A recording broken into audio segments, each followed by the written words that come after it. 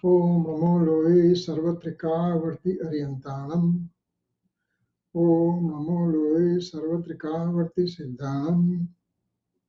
Om Namo Loe Sarvatrikavarti Ayaryanam. Om Namo Loe Sarvatrikavarti Ujjayanam. Om Namo Loe Sarvatrikavarti Saunam. Omkaram Bindu Sanyuktam Nityam Dhyayanti Yoginam Kamadam Mokshadam Cheva Omkaraya Namo Namah. Namah Samaysaraya Swanubhutya Chakasate Chit Svabhavaya Bhavaya Sarva Bhavantarachide Ajnanatimira Andhanam Gnana Anjana Salakaya Chakshurunmilitam Yena Tasmai Sri Guruve Namah.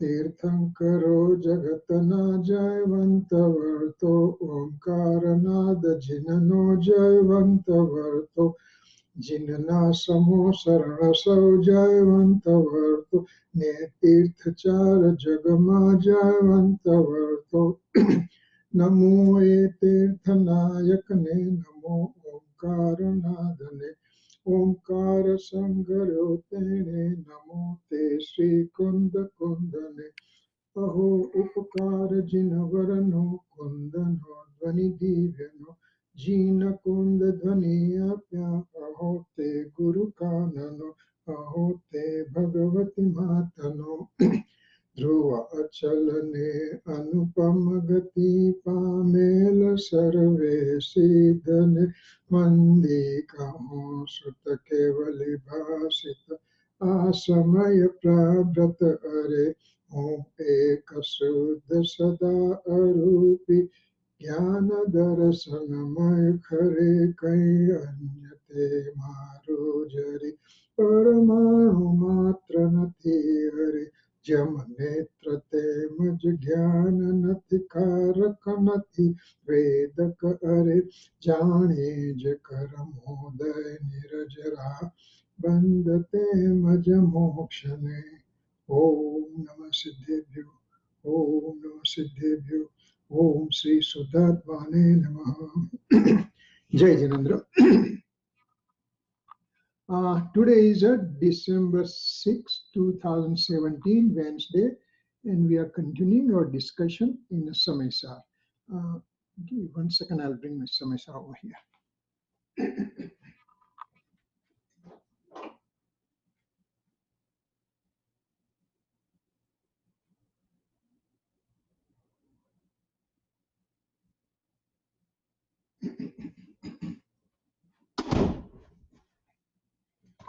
Okay, here we go now.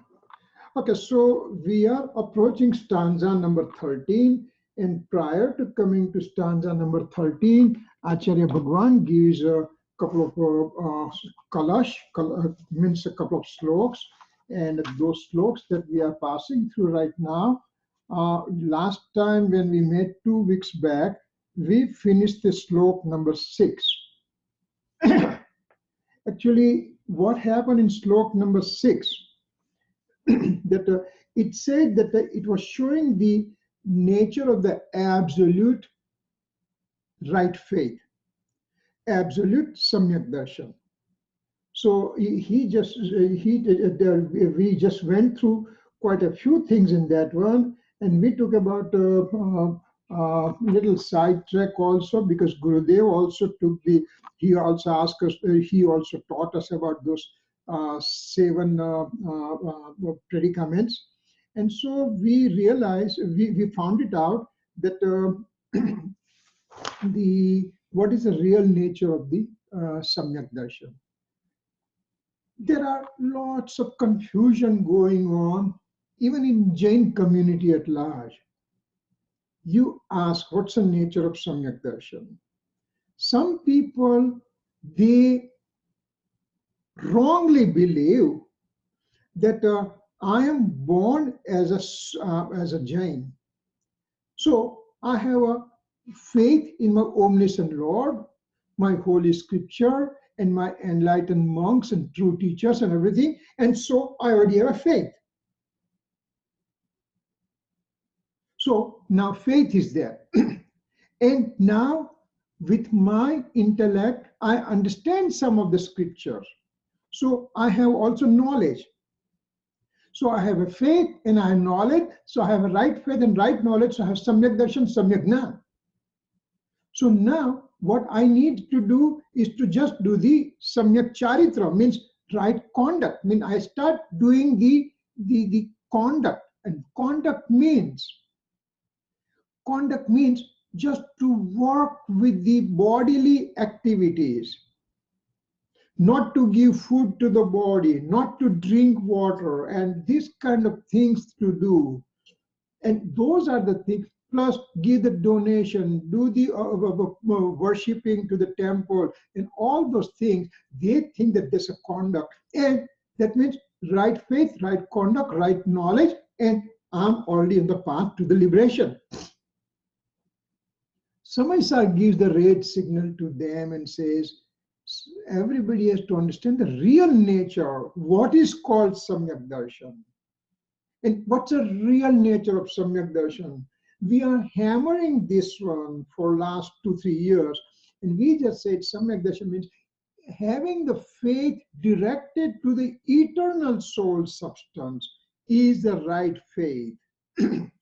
And so that one is been said in the Kalash number 6, and we went through that. Now in Kalash number 7 that we are going to start today. Again, remember, Kalash 6 and Kalash 7 means Amrit Chandra Acharya wrote down these 2 stanzas, and they are the prelude to the 13 stanza that Kunkunacharya they wrote down. So we are going to go to that Kalash number 7, and we will go ahead and see what it tries to tell us. Okay, so let me bring the slides. Okay. Share screen, share screen, share screen.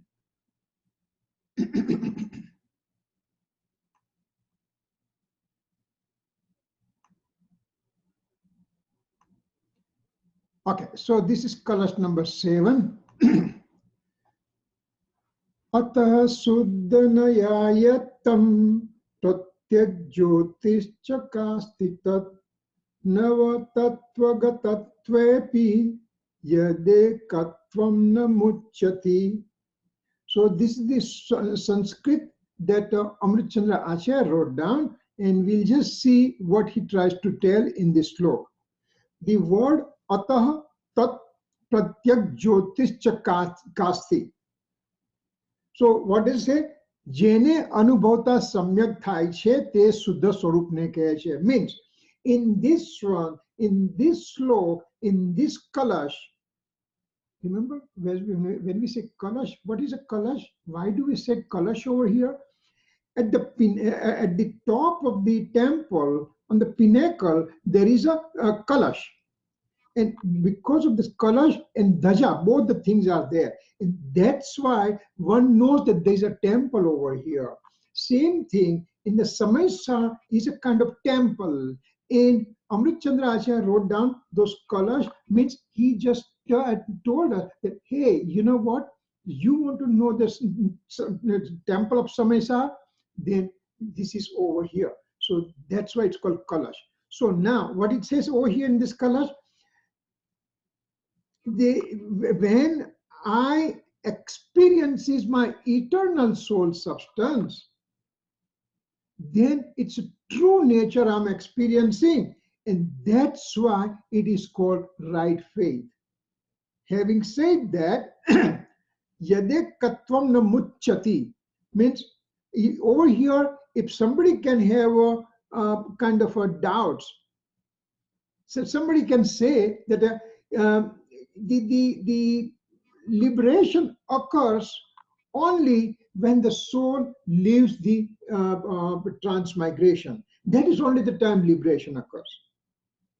And again, in some of the subgroups of Jain, they believe that only the thing, real experiencing of the soul occurs from 7th spiritual development state. They don't give consideration for the fourth and fifth and sixth spiritual development state. They say that when intense experiencing of the soul occurs, that is only the purity of the soul beginning. That is also is refuted over here. In this one, it says that when one brings the faith to the eternal soul substance, faith is directed to the alien objects of the universe. Instead of that, now the faith is directed to the soul substance. Then the experiencing starts, and then the purity starts. Oh, and also, Amrit Chandra Acharya Dev over here it says that the eternal soul substance is pure by itself forever, even in the lowest form of life, Nigod, or the highest form of life, the Siddha Bhagwan. The eternal soul substance is pure and pure and pure only from substance perspective. And when I experience, then the purity is present, that kind of a conviction occurs within me. Navatattva gatatvepi suddhanayayatam. Now, the meaning of this one, there is a, Acharya Bhagavan already gives one example over here to explain to us what it is. Navatattva gatatvepi means, over here Acharya Bhagavan gives us example of the fire. Fire is burning the wood. Fire is burning the dry grass. Fire is burning the dry cow dung cake. Chana. Chana means cow dung. It's been made dry, and when it's dry, then you just put the fire and it gives the heat. So when the fire is with the wood or the dry grass or the cow dung, then the fire takes the shape of those appropriate things. In fact, I was looking at the picture of the fire occurring in the Los Angeles, and north of Los Angeles. And now you see the fire of the mountain. Whole mountain is having fire. So whole mountain is turned into the fire. So fire on the mountain, fire on the wood, fire on the dry grass, fire on the cow dung, etc. is a true thing. Because the fire has taken the shape of those objects. Or if you go to the blacksmith shop, the fire has taken the shape of the red hot iron. So those are the things are association related. Cow dung, so fire is like that. Mountain, whole fire is mountain shape. The iron rod, the fire is having the shape of the iron rod. But in fact, over here it says, those vikalp are wrong. Those reflective thoughts are wrong. Because the fire is a fire is a fire. Yes, it has taken different shapes. And that's why we said fire of the mountain is having fire, cow dung has a fire, the wood has a fire, the blacksmith's iron has a fire. But those are the association.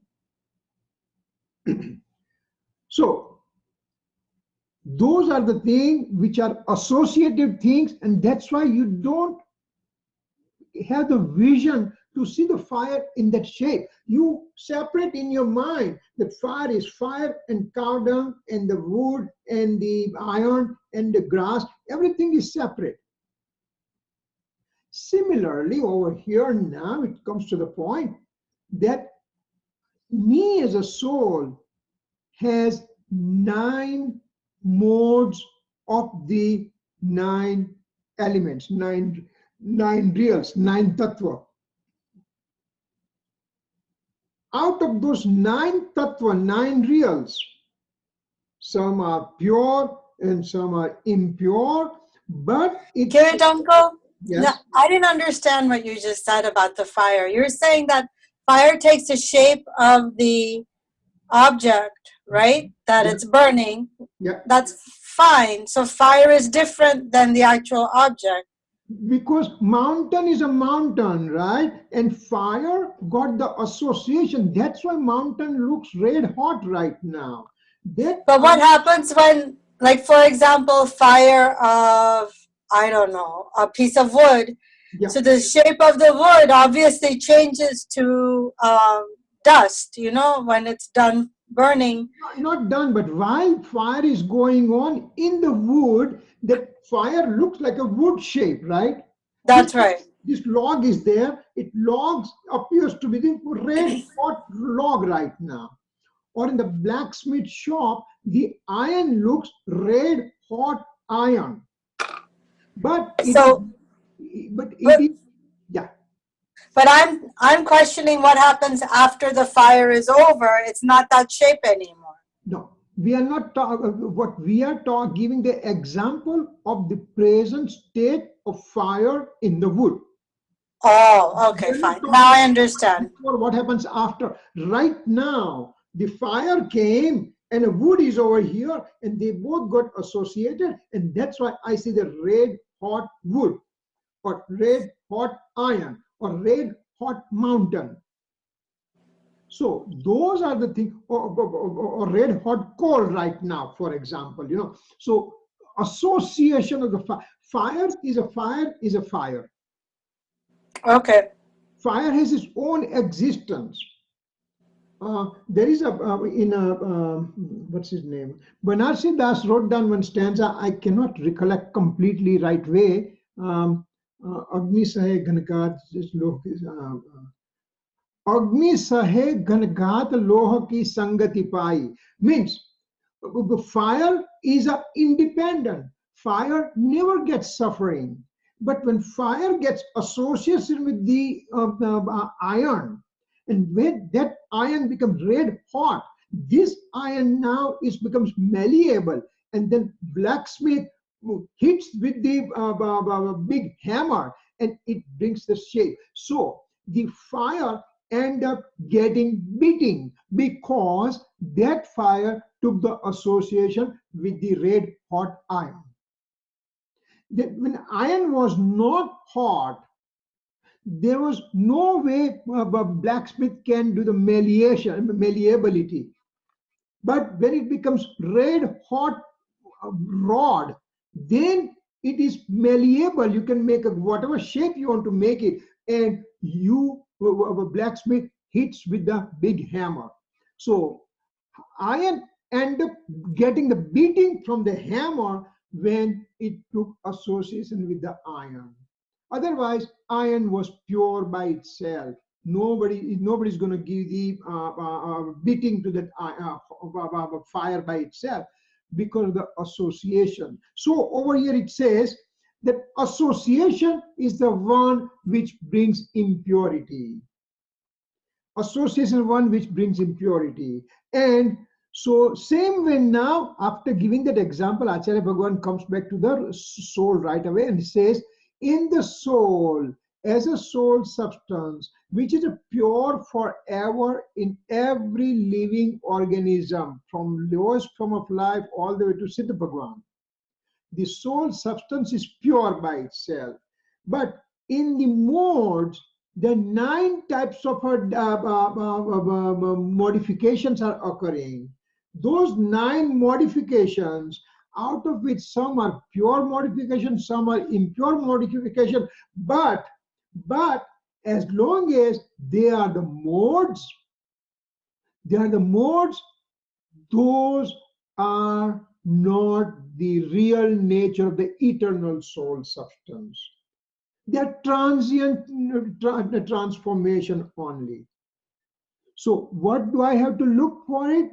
It says, rather than looking at those transient modification in the form of 9 reals, and we'll come to those 9 reals pretty soon, next chapter, and a couple of slides down. The 9 reals are the modifications. And because the modification means mode, if I keep my attention to the mode, I will never experience a soul substance. I want to experience a soul substance. So I want to accept those modifications, make them secondary, and go to the eternal soul substance. That's what now tattva gatetvapi suddhanayatam. That's what it means. Now, in this Kalash, now it says, Acharya Amritchandra Acharya says, thereafter, luster of eternal true nature of the soul, which is subject matter of the pure point of view, comes to be manifested. In the six colors, what did he say in the 6 colors? Because it is in reference to 6 colors he's writing. So in the 6 colors, what did he say? Let me just review that one. In the 6 colors, it just explained to us about the absolute nature of the right faith. So once you know the absolute nature of the right faith, thereafter, once knowing that absolute nature of the right faith, now the luster of eternal true nature of the soul, which is subject matter of the pure point of view, comes to be manifested. First, I know it in the 6 colors, and in 7 colors it says, now after knowing, I'm experiencing them. That's what he's trying to say, that one over here. Now, again, what is a pure point of view? That definition come many times before, and again there is a different perspective is being used. So we'll just look at those one, what it says. The eternal true nature of the self by itself is the nature of the pure point of view. Eternal true nature of the self, eternal true nature of the self is actually the nature of the pure point of view. Means my substance is a pure. So that's called pure point of view, for example. But it's a mode of the knowledge which takes the eternal true nature of self as its subject. See, in a negod self, lowest form of life, soul is a pure. 1 sense, 2 sense, 3 sense, 4 sense, and non-sentient and sentient 5 sense living being. We all have a eternal soul substance is present. So if I just say from the first bullet only, then I have a pure point of view. But it says no, it only becomes pure point of view when my knowledge mode makes this eternal soul substance as the object. My knowledge mode right now is directed to the alien objects of the universe.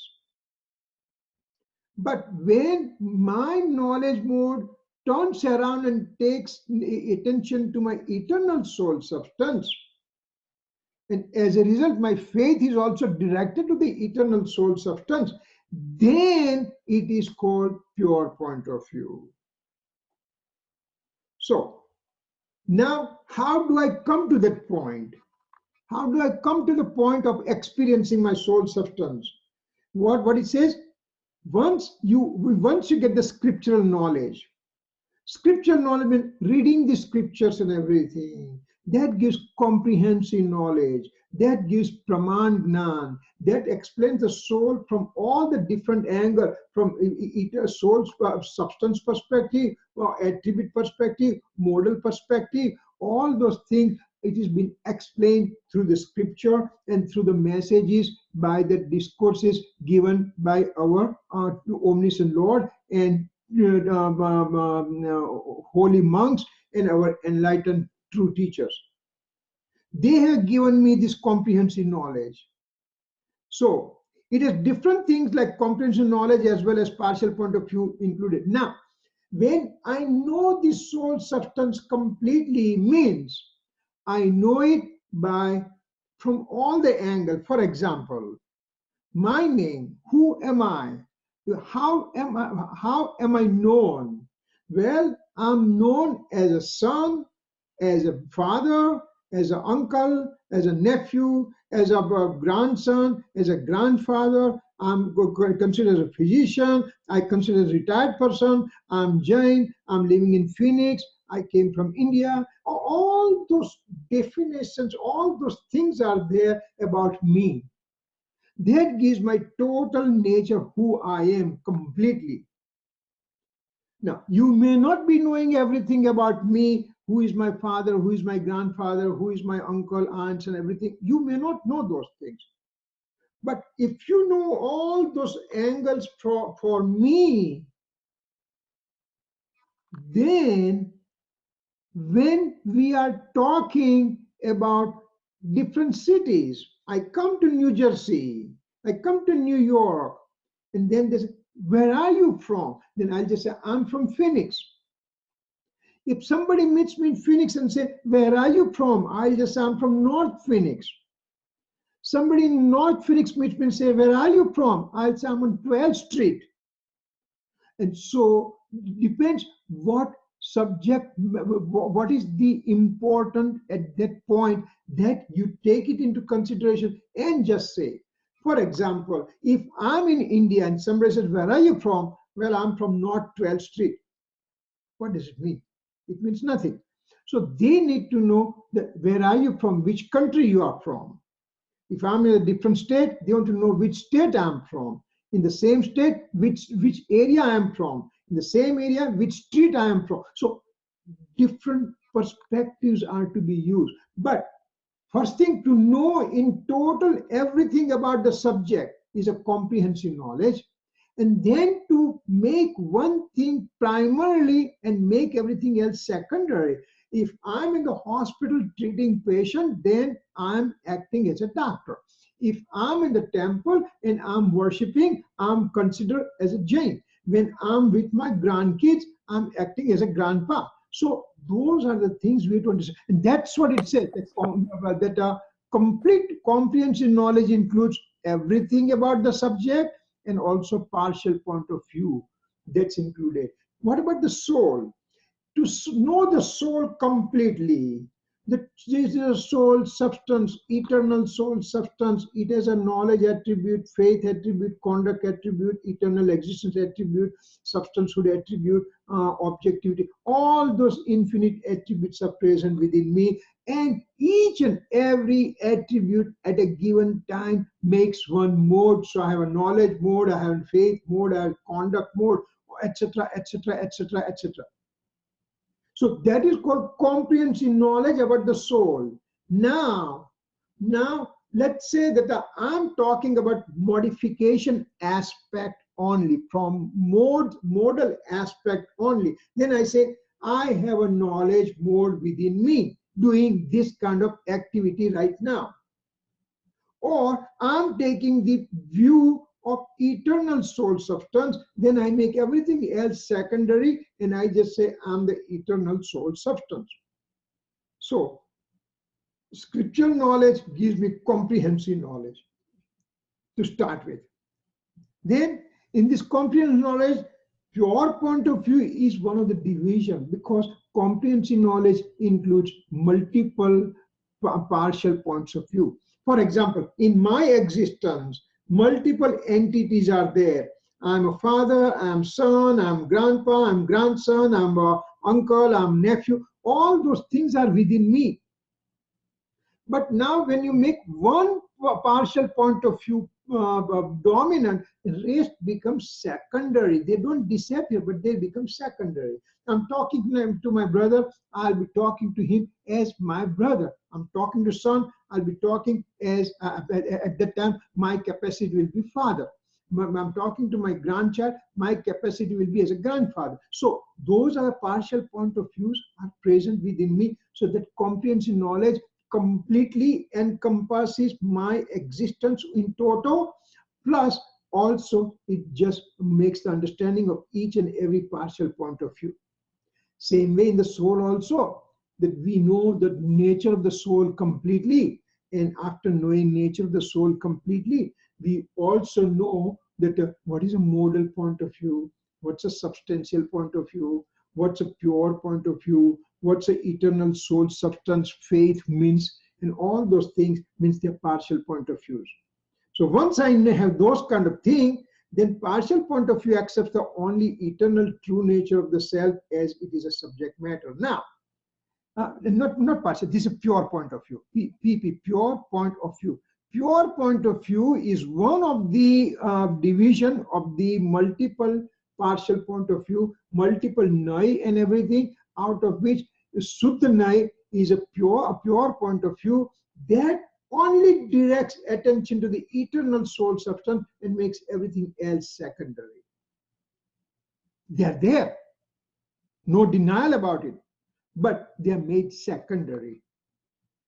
Now, when we do that one with pure point of view, the faith is directed to the eternal soul substance, then the result occurring is called right faith, means enlightenment. This is right faith mode occurs. It is called Samyak Darshan mode, and that is only the way.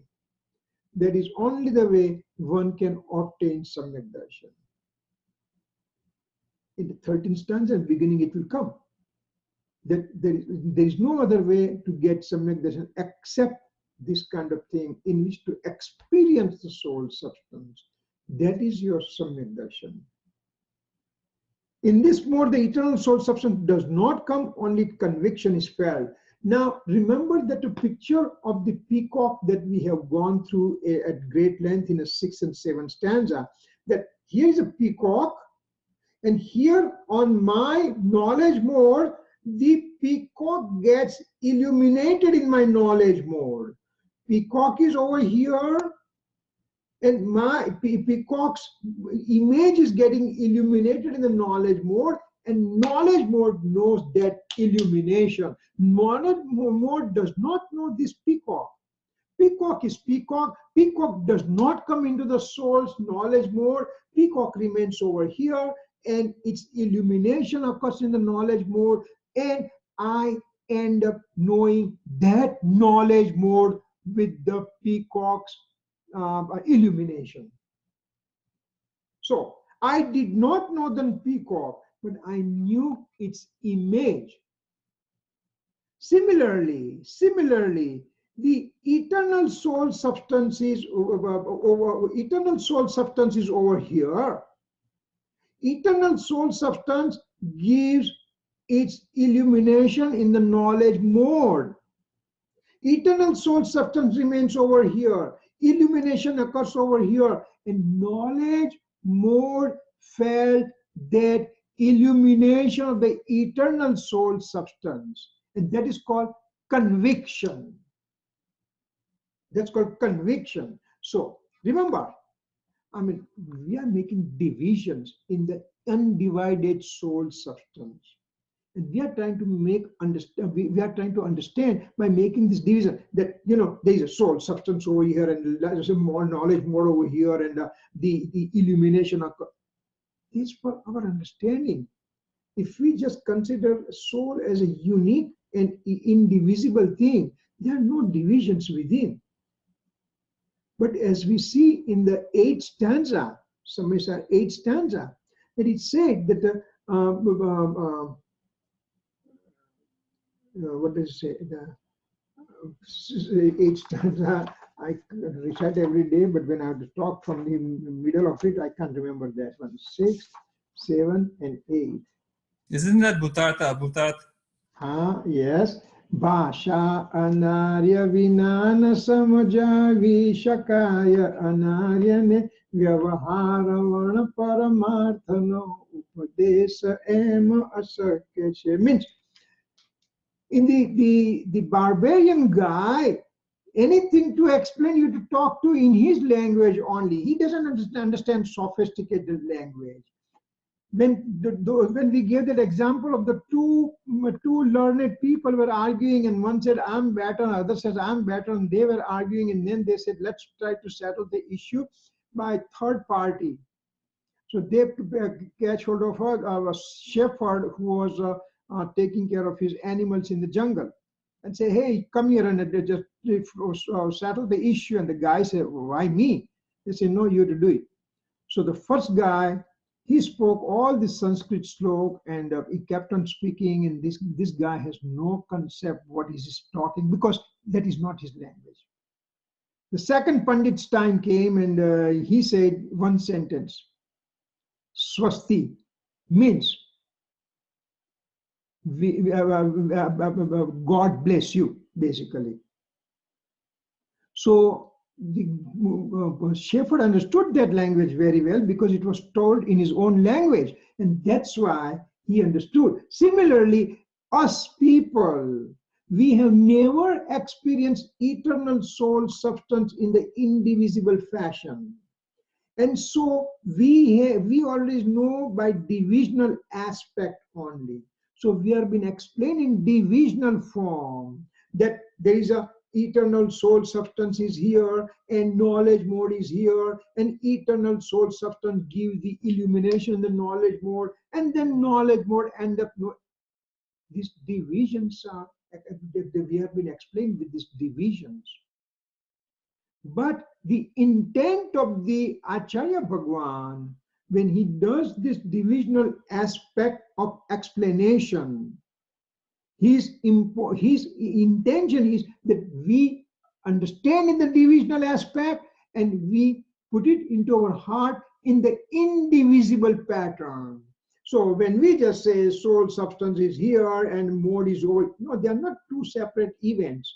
They are one and the same thing, but we are making divisions with it. So in this mode, when there is a right faith mode occurs, then eternal soul substance does not come. Only its conviction is fair. Eternal soul substance remains eternal, remains pure, remains unmoved.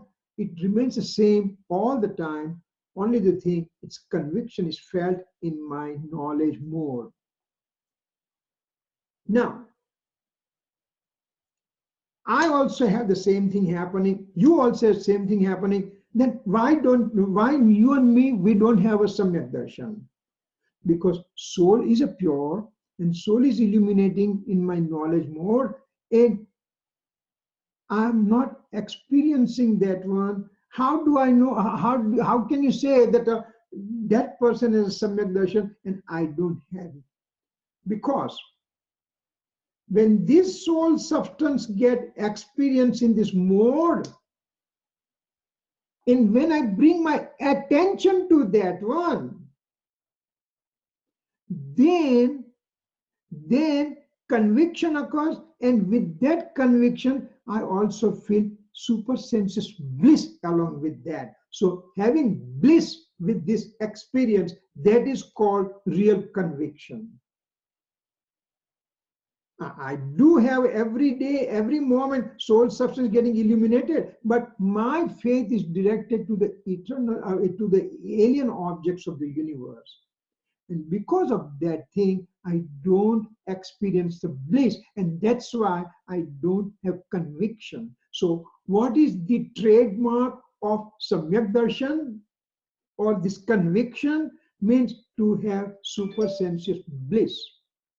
That bliss, which I have never had experience in the past, and this is the first time ever I'm experiencing.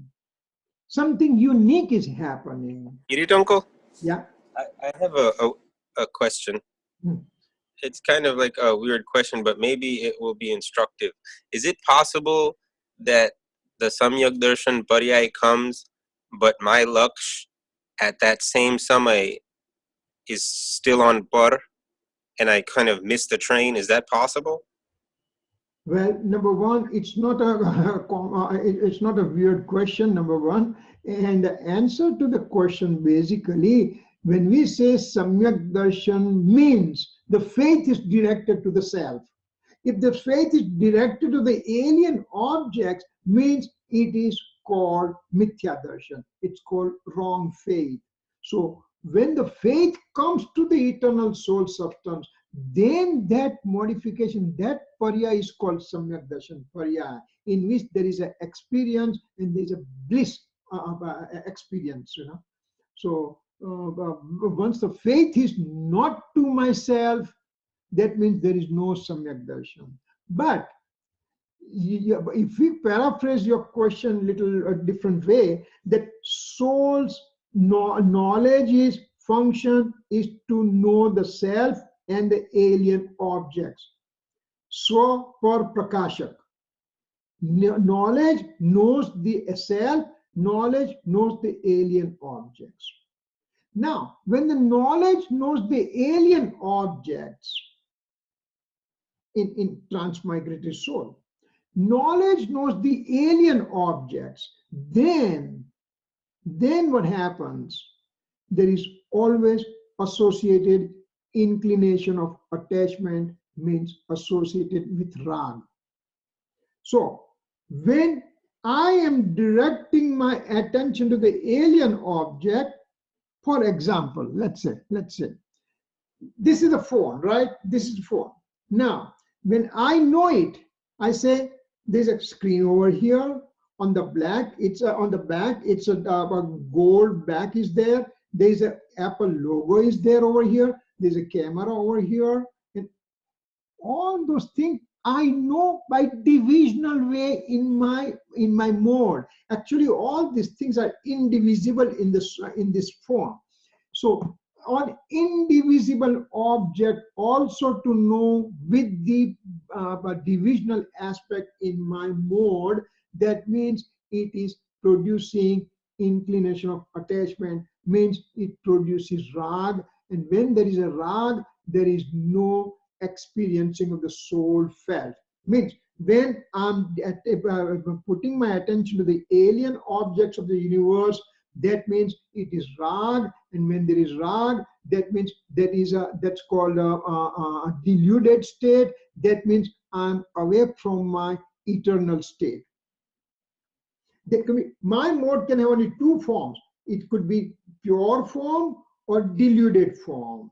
When I'm directing my attention to the alien object of universe, that means my mode is in deluded form. That means I'm not in the pure form. Pure form means samyak darshan. Deluded form means mithya darshan. Remember, this is for person who is in a first gun sthanak. It can be different after the samyak darshan, but we are just sticking to this point only right now. So, directing attention to the alien objects without experiencing of the soul substance, that means it always associated with the rag. That's a fact that we have to have. That fact is it should be deeply imprinted in our mind. Without experiencing the soul substance, anything that I know about the alien object is called rag, or it's called deluded form. Now, for example, yesterday in a class, when Preeti and Ketan were there, we just took that example. There are 10 friends there, they are crossing the river, and they crossed the river, came on the other side, and they said, make sure that we count that everybody's okay. And one guy counted, there were only 9 people.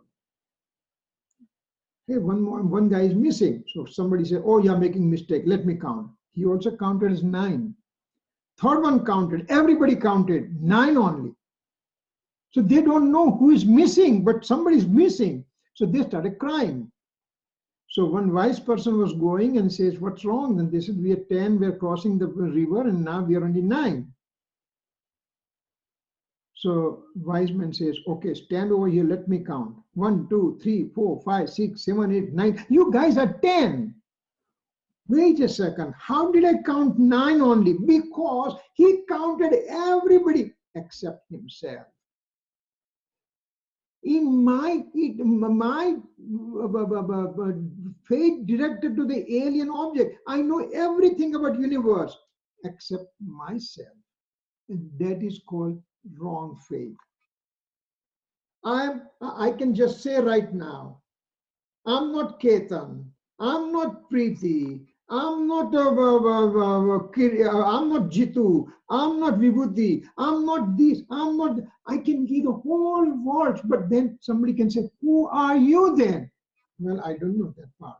So that is called foolish number 1. He's a most foolish person. So first you have to understand your soul. If you understand, if one experiences the soul, then everything else is known.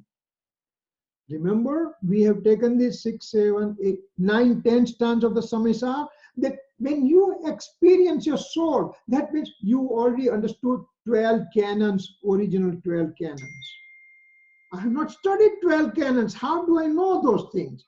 Well, Acharya Bhagavan says, yes, you know, you are a Sruta Kevali right now. Why? Because all the 12 canons with millions and billions and billions of sloks and chapters and everything, central theme is experience the self, experience the self, experience the self. And now you experienced. That means you understand the essence of all the 12 canons. Similarly, I have to understand myself first to know the whole universe. So that's what it says. When conviction is felt, only eternal soul substance is conviction is felt, means soul substance is here and the knowledge mode is over here. Knowledge mode has an illumination of the soul substance, and knowledge mode knows this one, and because knowledge mode has brought the attention is brought to the eternal soul substance, which was not there before. This illumination is all the time, every samaya is occurring, but attention is not there. Now I brought the attention. So I felt the eternal soul substance, and as a result, I also end up feeling the super sensuous bliss. And that's a hallmark of Samyak Darshan. That's a hallmark of some. That's super sensuous bliss, which I have never, ever had experience in the past. And that is, sometimes people get misled. Some people, I met some people in one lady. She said, well, I go in my meditation and I can sit down there for hour and hour and hour and I forget everything and this and that. Do I have a Samyak Darshan? She's asking me as if I have a Samyak Darshan, right? But if you're in the reflective thought process means it is rag. And when there is rag, there is no Samyak Darshan. And when there is Samyak Darshan, you have the bliss experience which you never had experienced before. You never have to ask anybody about it. So this is a pure point of view. Now, experience of the 9 real in the mode. Now, the 13th stanza mainly goes for the 9 modes and goes in details about 9 modes. So it says, what is the 9 mode experiences, 9 reals, 9 tattva experience in the soul? What does it mean? So now, this is called living. So the 9 reals are living, non-living, auspicious inclination, inauspicious inclination, inflow, bondage, stoppage, shading, and liberation. These are the 9 elements, 9 reals, 9 tattva. And according to Amrit Chandra Acharya Dev and according to Kunkun Acharya Dev and further explanation given by Gurudev Sri Kanji Swami, it says that these 9 tattva are the 9 modes of the soul. 9 modes of the soul. How? Now, living means jiv. Jiv means soul has a mode. So I'm a soul, and as a soul substance, I have attributes and I have a mode. When I have a mode, soul has, this matter also has a mode. That's a matter mode. Me as a soul has a mode, and that mode is called living. Living tattva, jiv tattva. So remember, all the 9 tattva, 9 reals, 9, we are going to make them as a modes only. So here, living element or living real means soul has this mode, and this mode is known as living mode. Jiv tattva, living real, jiv tattva. So jiv tattva means a soul having a mode, period. That mode is called living mode. Now, non-living Non-living means, what does it non-living means? Non-living doesn't mean that we are talking about the universal objects as a non-living. That, okay, this is the phone, this is a non-living, this is the book, and it's a non-living, and this is a shirt, it's a non-living. No, we are not talking about alien. We are talking about soul, and we are looking for non-living in the soul. What is non-living? The matter objects in the universe are getting known in the knowledge mode. These matter objects of the universe is getting known in my knowledge mode. And matter objects knowledge occurring in the mode, that is called non-living. That's called non-living mode. Number one, living means the mode occurring. Non-living means a mode of objects of the universe is getting reflected in my knowledge mode, and I know that knowledge mode. That's called non-living. Remember, this is really, really important thing that we have to understand. And I can assure you that very few places, or practically none besides Samaysar, you will see this kind of a presentation. So 9 tattva, 9 reals. 9 reals are to be explained within the confinement of the soul only. So living means any mode occurring in the soul is a living mode. When non-living means in any mode objects get known, that's called non-living mode, Ajiv Tattva. Now, auspicious, inauspicious inclination, the mode of the soul that has these feelings. Auspicious feeling, I'm doing donation, I'm doing charity, I'm doing worshipping, I'm doing austerity, I'm doing Swadhay, I'm going to temple and everything, and all those things that we do, that's an auspicious inclination. Inauspicious inclination is do the sinful activity, stealing, lying, non-chastity, violence, and all those things. They are called inauspicious inclination. So mode of the soul with this type of feeling, and that is called auspicious and inauspicious inclination, which is called punya and pap tattva. Auspicious, inauspicious, real. Real means tattva. We can say element also, we can say real also. Now, inflow. Inflow means auspicious, inauspicious inclination, both combined together is called inflow. Lots of things, and that's called astral tattva or inflow real.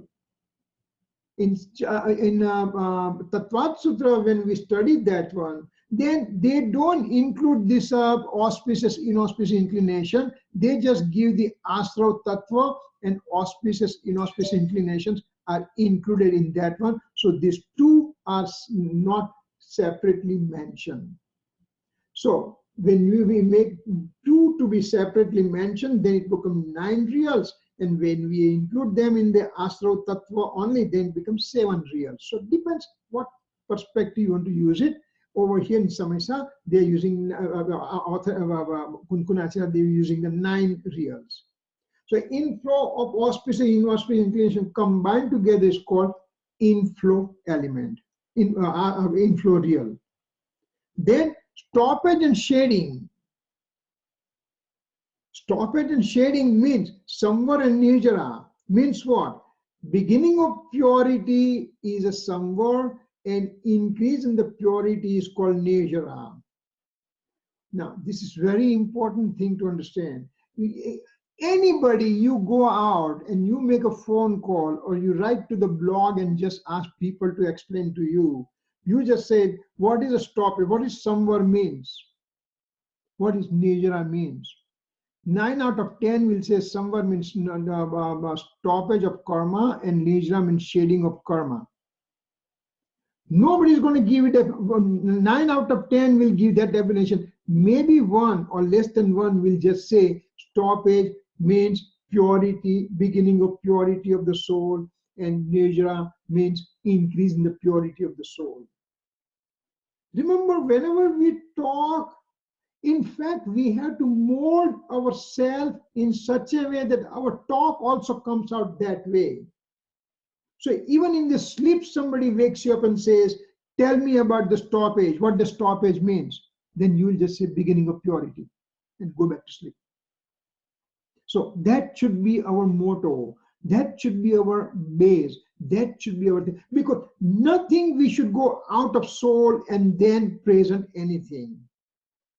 So stoppage means beginning of purity, and shading means increasing the purity.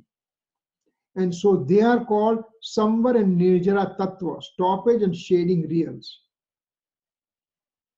Again, they are the modes, remember?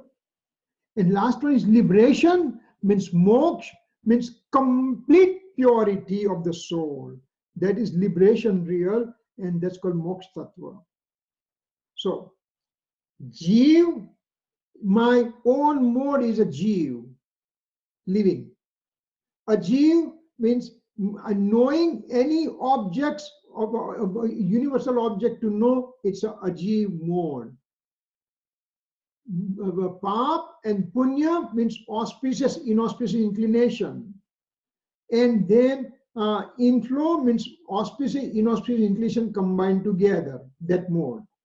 Then stoppage means beginning of purity. Shading means increase in the purity. And liberation means complete purity state. And these are the way we understand the 9 reals. If you just realize that I did not put the bondage element over here, because bondage is once the inflow comes, the karma gets stuck to the soul substance. That's called bondage. Or in the other words, I'm talking to you from the karma perspective. What happens in the soul actually? What's the soul's condition in the bondage? Remember, in the inflow element, we said auspicious, inauspicious inclination, that's called inflow, right? Bondage means what intensity of auspicious, inauspicious inclinations are coming. I have a mild auspicious inclination that let me go to temple and do the worshipping. Let me do the Swadhyaya. That's one form of one intensity of auspicious inclination intensity.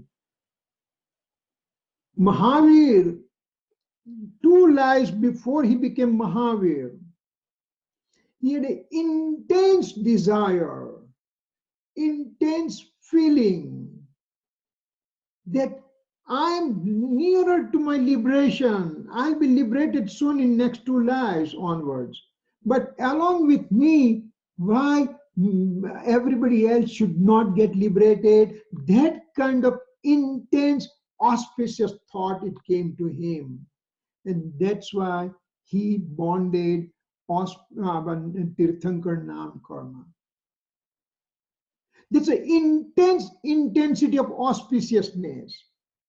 Me doing Swadhyaya or going to temple, milder form of intensity of auspicious inclination. On the other side, let's say that I got a scorpion bite today, and then I'm just saying, why did scorpion bite me? Maybe I should kill the scorpion. That kind of thought probably came, for example. So that is called inauspicious inclination of some degree. But at that time, I'm in such a big rage with the pain and everything. I said, not only this scorpion, but every scorpion on the earth should be eliminated.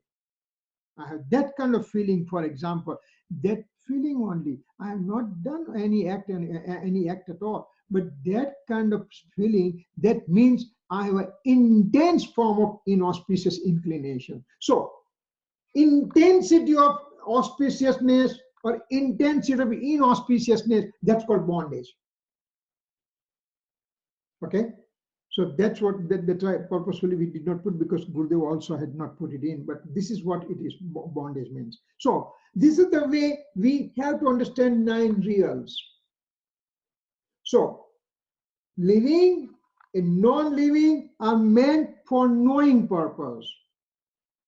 Auspicious, inauspicious inclination, inflow and bondage are the they are the inauspiciousness, and they need to be discarded. And stoppage, shading, and liberation are to be accepted, are to be honored. So first 2 are for knowing purpose, remaining 4 are for discarding purpose, and last 3 are for adoration purpose. He, Jne, Upade. Those are the words will come. Jne means knowable. He means to discard, and Upade means to adore. So that way we can understand these 9 reals in the modes.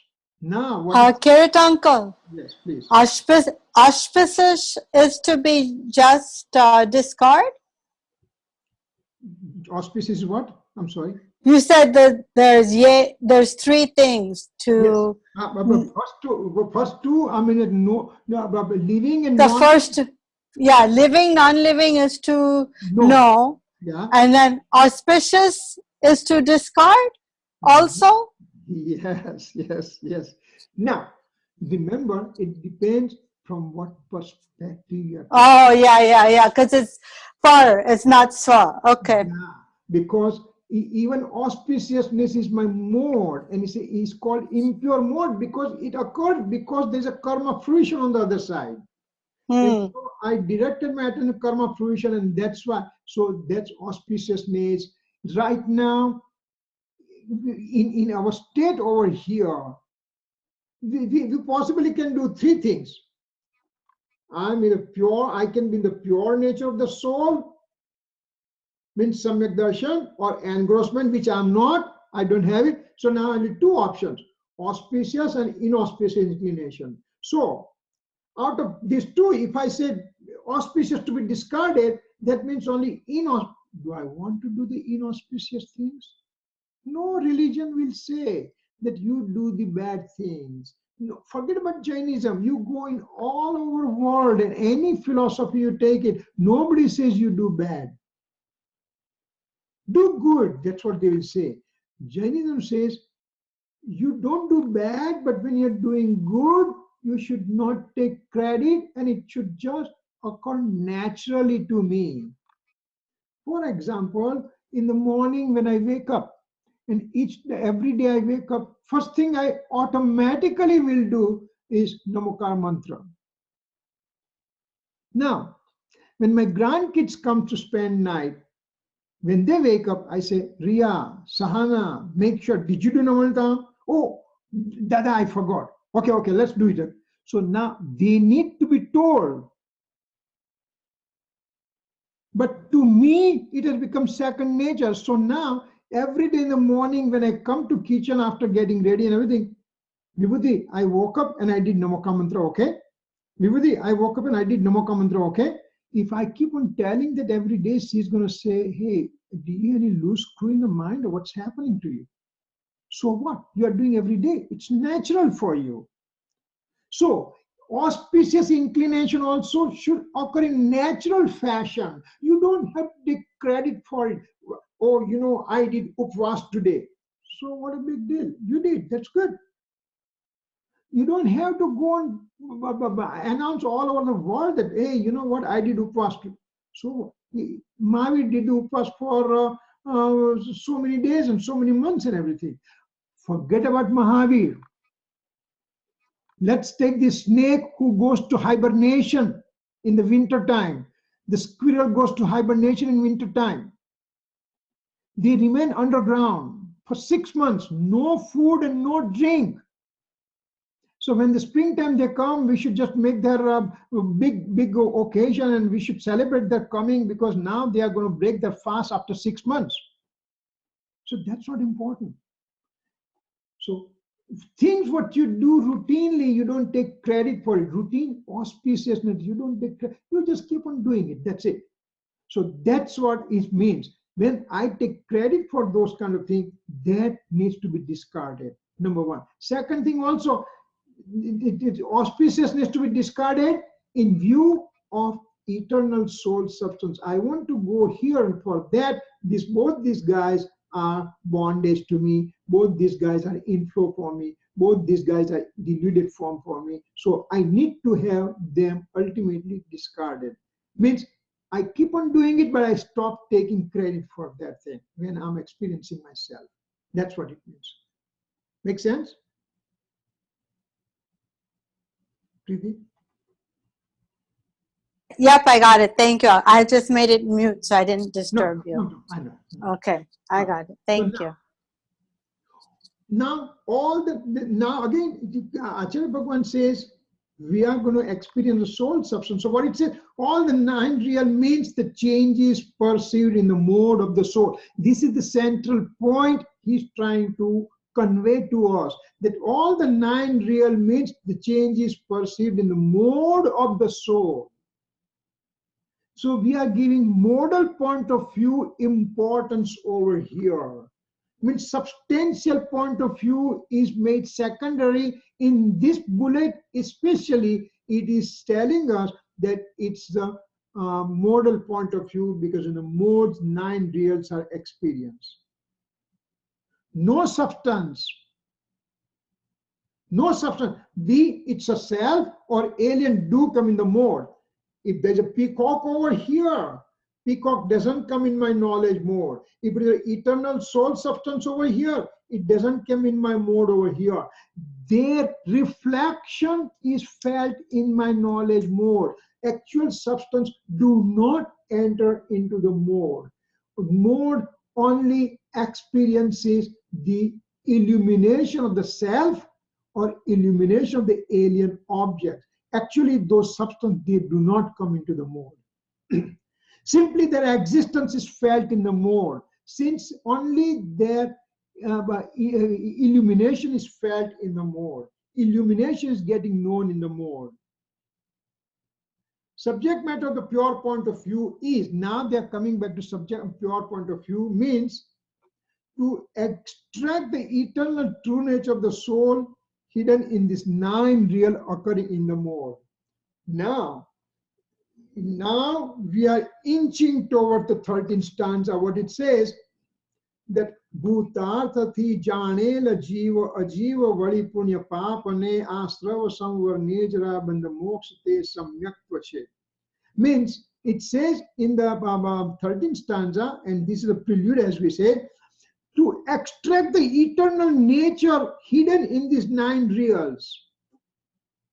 One has to extract it out, and that is called pure point of view.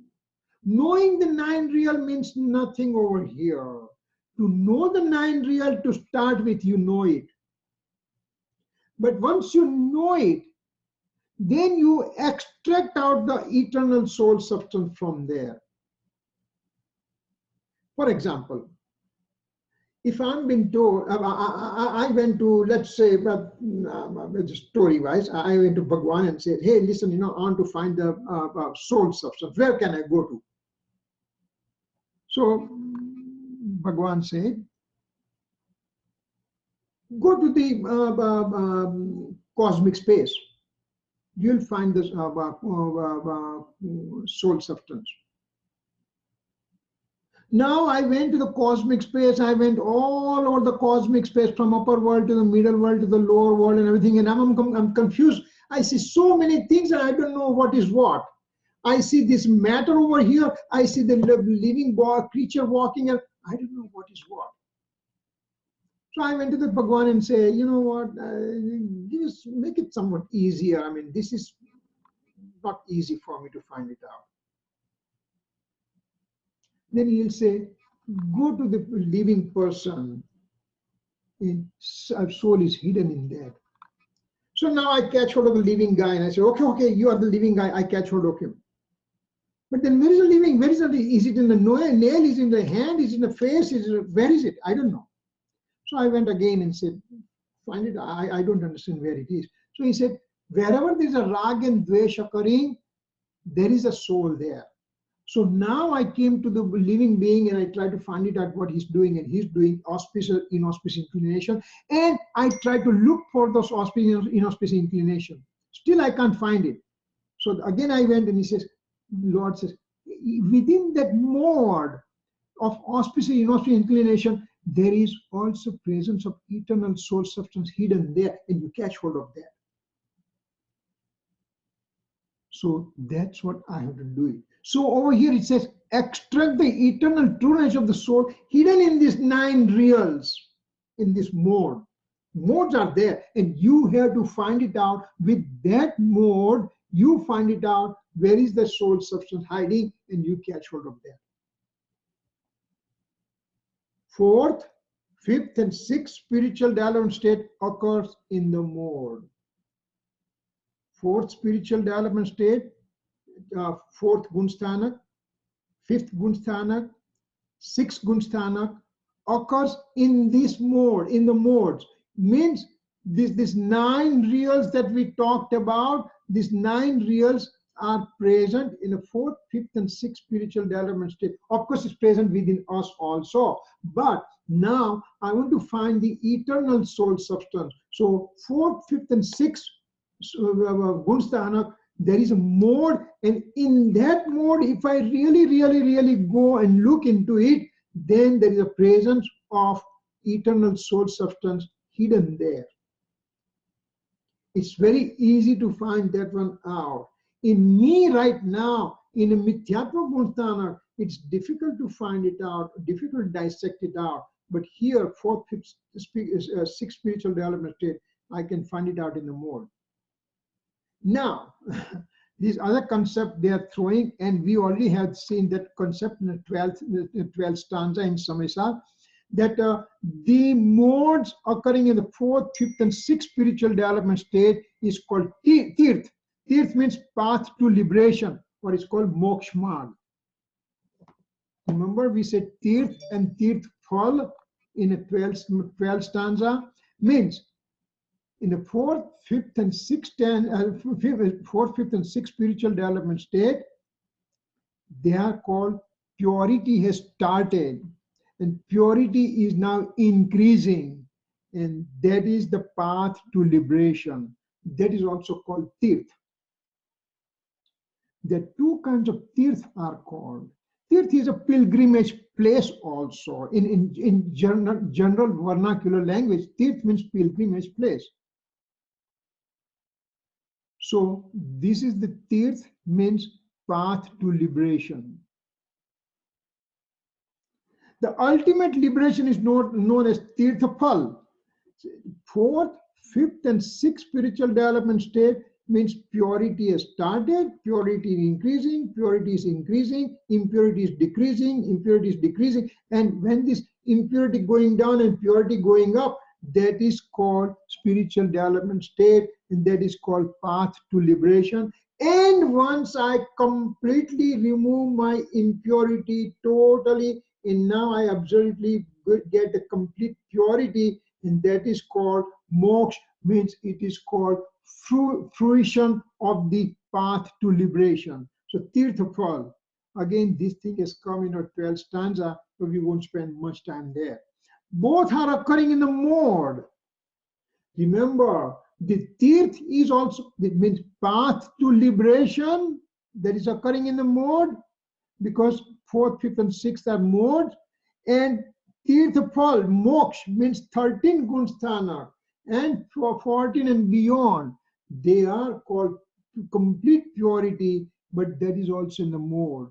So as long as they are called mode, they are called conventional form. Right? To get the omniscience knowledge, to get the purity, complete purity, which is called omniscient state, you are telling that as a conventional form?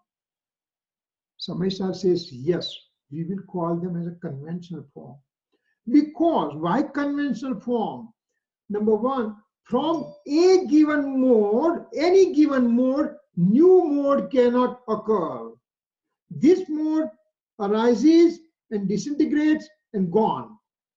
That's it. It cannot be the reason for production of the next mode.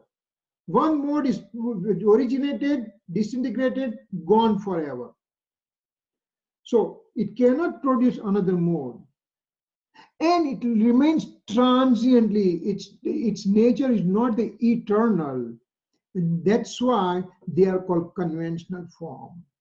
Even though it's an omniscient knowledge mode, but in the Samaysar language, it will be called conventional state. If you talk to average person, that keval gnan ni paryay vyavhar nahi chhe, they won't understand what you're talking also. So try not to argue with anybody like that. So you understand yourself, and when the situation occurs, then and then you discuss among your peers and everything. Auspicious, inauspicious, inflow, and bondage are the reals, are impure in nature, impure in the nature, in the mode. They are impure modes. Punya, Pap, Asra, Bandh. They are called impure modes, or they are called to be they are considered to be removed. They are called hay, to be discarded ultimately. So auspicious will have, as Preeti has raised the question, we'll just come quickly touch that. Auspicious, when I only two things in front of me, because I can do three possible things. One is a purity of the mode, which I can bring my attention over here, and that's Samyak Darshan, which I don't have right now. So I have only two possibilities, impure and pure, auspicious, inauspicious inclination. Now, if I have to select either of the one between those two, naturally auspiciousness takes precedence. Nobody in the universe will say, go and do bad things. So I do auspiciousness, but considering the eternal purity of the mode, these two are still called impurity. So even my auspiciousness mode is also called impurity, when considered from the pure mode perspective. So that's what we have to keep in mind, that auspiciousness is to be considered as impure mode. In the Samaysar, in the Astra or the Punya Pap Adhikar, the chapter of auspicious, inauspicious inclination chapter, the very first stanza says that the auspicious inclination is like a bondage, inauspicious inclination is like bondage, auspicious inclination is a bondage with the handcuff of gold, and inauspicious inclinations are bondage in the form of a handcuff of metal, iron. So iron handcuff or gold handcuff, both are called handcuffs. So auspicious, inauspicious inclination, both are considered that way. So when we have only two choices, yes, auspiciousness takes precedence, but ultimately, when I'm looking for the pure state of pure mode, then both the things becomes impure. In Gurudev gave very good example, and his life was full of examples. His life, whatever he believed, he continued to practice that kind of thing in the life. Number one time, he was going from the Swadhay hall. The picture that you see in the back, that's called Swadhay hall, in which Gurudev Sri gave lectures for 45 years in Songarh. Day in and day out, twice a day, every day. And every day, one pravachan minimally on Samaysar. So he read Samaysar from end to end with the descriptions and everything 19 times in his life. And we are fortunate to have quite a few of those scriptures available to us. So when he is there, now he's eating, his food intake place is on this side, somewhere, okay? So he has to walk on the ground. And there are also some neem trees are there. Those are two or three, two trees are there at least on the path. And by the there are also 3 or 4 other trees are there. And one kid was walking with Gurudev, and he put his foot on the dry leaf. And Gurudev said, be careful. Because in the dry leaf also, there are lots of living beings are present. You never know that who are those living beings. Some of those living beings could be your parents from the previous lives. So be careful. Be careful walking on it. So he was very, very strict to make sure that inauspiciousness does not occur. Even small little thing like walking on the ground, he will be very, very, very careful. But on the other side of the coin, when he was in the Bombay and some people came and Gurudev was giving lecture in the Samaysar and everything, and people have no concept what he talks about and everything. So some people came and says, Gurudev, we have a question for you. What is it? Sir, we live in Bombay. We have to get up at 5 o'clock morning and then get ready quickly. And by 8:30 or 9, we have to leave our house. And certain time we have to pick up the train and then go downtown Bombay and come afterwards 7 o'clock and 8 o'clock and this and that and everything. And we are not, by the time we come home, it's already night time. So we can't do chovya. So the person who was asking question, his intention was that Gurudev will say, it's okay not to do chovya. What did Gurudev answer to him? Gurudev said, yeah, I know it's very miserable condition you are living in. It's very bad and everything. And you want to do the chovya, but you can't do it. And this life is really, really tough for you. Leave Bombay. Why do you worry about? Leave Bombay. The guy said, wait a second. I thought that he's going to tell me that, okay, it's okay to do chovya. It's okay not to do chovya. So what I'm trying to say, he was very, very strict to follow auspiciousness. Walking on the dry leaves or not to do chovya. He was very strict with that. Then other group of people came, and this third group is the second group is very important. They were a little bit more learned. So they said, sir, you told us the 3 things to do. Soul can do 3 things: to be the innate state, auspiciousness, inauspiciousness. Now, I don't have innate state, means I don't have samyak darshan, so I have only 2 choices. And I don't like to do the inauspiciousness. What shall I do? Remember, questioner is very intelligent. He is putting forward and he's not giving any options to you. 3 things: inauspiciousness, auspiciousness, and swabhava means innate state. To be in the innate state, which I don't have it. If I have it, that means samyak darshan. I don't have it. So I have only 2 choices right now in a mithyatva gunasthana: inauspicious, auspiciousness. What shall I do? Again, he was thinking that Gurudev will say, okay, in that situation, keep doing auspicious things. But here is Gurudev.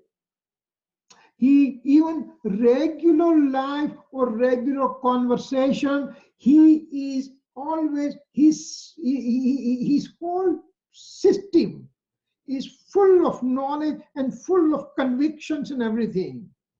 And this question, in which answer appears to be pretty obvious, that okay, out of 2 things, don't do inauspicious, do auspicious. That was the expected answer. What the Gurudev says, yes, I can understand your problem. You have 3 choices. You don't have this first choice, the samyak darshan or innate state. So out of 2 choices now you have it. What do I have to do it? Gurudev said, keep your behavior such that you go towards obtaining obtaining faith on the eternal soul substance. He did not say that do auspicious thing. See how his life is there. This mind is there. Spoken words are there. Action is there. Everything is directed to one thing only, is eternal soul substance. But at the same time, not to ignore the auspiciousness. He will follow the auspiciousness, but he will not just make a big deal out of it. That, hey, you know, I'm doing auspiciousness. In the beginning, when Gurudev Sri, there were three monks were together. And out of those three associates, one is always is on fasting. And the same Gurudev will speak in the discourses, in the lecture, that when you do the fasting without knowing, that means it is called langar. Langar means it is just forcefully remaining hungry. So that means nothing. So this is the way his life was. So over here, auspicious, inauspicious, influence, bondage, reals are impure in nature. They need to be discarded ultimately. Then stoppage, shading, and liberation, reals are pure modes. They need to be adored. This adoration has to be done. This 9 real occurs in the mode in the transient state only. One samay it lasts. Origination, cessation. Origination, cessation. So each samay, each mode, one mode, these 9 reals are coming. Eternal pure nature of the soul is permanent in nature. These modes are transitory in nature, but this eternal soul substance is permanent in nature. And when one brings his attention to this eternal true nature of the soul, then the purity is generated and impurity starts decreasing in the mode. And that is called Samyak Darshan. That's only the way one obtains Samyak Darshan, to experience the soul. That's only the way one can obtain it. The eternal soul is now getting manifested in the mode, eternal soul substance getting in the mode with the help from the pure point of view. Pure point of view is a vehicle through which you are just directing attention to the eternal soul substance, very narrow vision, very narrow aim. And the pure point of view helps you to go there. You already have known that story about Arjun and all other brothers and cousins and everything. And Dronacharya is their teacher, and he's teaching them how to use bow and arrow, and how to throw the arrow in such a way that it goes and hits the object that you are planning to hit. So everybody's taste is getting done, and on the tree, he puts the artificial bird and tells everybody, okay, get your bow and arrow ready, get set, go and tell me what you see right now. So everybody says, well, I see the blue sky with the sun and the winds is blowing and the leaves are fluttering and everything, and I can see the people around. Well, you fail. Second one does the same thing. You fail. Now the Arjun's time comes, and then Dronacharya says, okay, what do you see? He said, Gurudev, you asked me to see the right eye of this bird, this toy bird, and that's all I can see. I can't see anything no more. I can see the eye, and I see the darkness. I'm in the center of the eye. That's all I see right now. And Dronacharya says, okay, let your arrow go, and that will hit the object. So over here also, one has to have that kind of precision, to have pure point of view direct to the eternal soul substance only, and nothing but soul substance only. That narrow vision, and then it will some like this, the right faith mode is generated. Eternal self's conviction occurs in the mode at the time. Eternal self conviction occurs, but eternal soul substance does not come in the mode. Remember, soul substance is here and mode is over here. Mode has a illumination, but substance remains over here. Illumination remains here. Substance does not come in the mode. As same way that there is a peacock over here, there's a mode over here. Peacock's illumination occurs in the mode. Peacock does not come into the mode. Same way. Substance does not lose its eternity as well as indivisibility. Substance remains the same. The peacock remains the same. Eternal soul substance remains the same. Only the thing that mode perceived those things. And when this mode is perceiving the eternal object, the mode is perceiving the alien objects. An alien object is known. Then as a result of alien object getting known, there's a perplexity is generated. There is a perplexity. It's a perceived happiness is generated because now you've directed your attention to the alien objects. When you brought the attention to the eternal object, that gets perceived. And as a result, the supersensuous bliss is being perceived. And that's a hallmark of the self-realization is experiencing of the bliss. Hallmark of me in the alien object state and in the wrong fate state means I experience perplexity. Akurta. Akurta is perplexity, and bliss is anakurta. Anakurta sukhni anubhuti e samyak darshanni nishani છે. આકુરતાની અનુભૂતિ એ મિથ્યાત્વની નિશાની છે. Perplexity is a sign of the wrong fate state, and blissful experiencing is a state of the right fate state. So now, different names of the eternal soul. I think we are only a few minutes about, but if you don't mind, I'll finish this one. So next time we can start the next chapter. Okay. Soul with a cause of purity. Soul substance is a cause. No, this will take time. This will take time. So I don't want to rush this one. This is very, very important concept coming over here. So we will wait for this concept to be done because it's a Karan Paramatma and Karya Paramatma coming. It is a Niyamsar perspective coming, and it's a very, very delicate subject. We don't want to rush through that. Okay. Any questions so far? I'm good, Uncle. None for me. Okay. All right. Okay.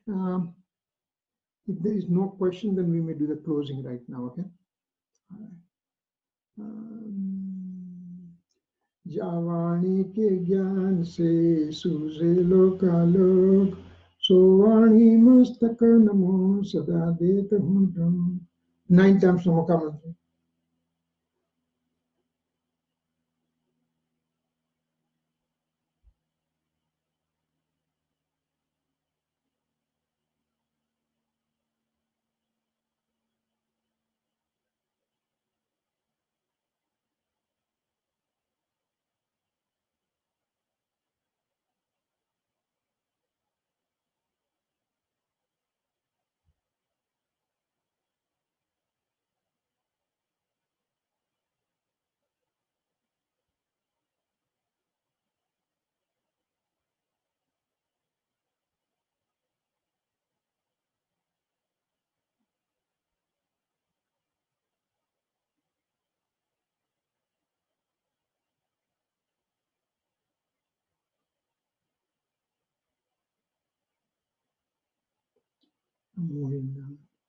Nityam Dukram, thank you. Jai Jinendra. Thanks, Jai Jinendra. Bye.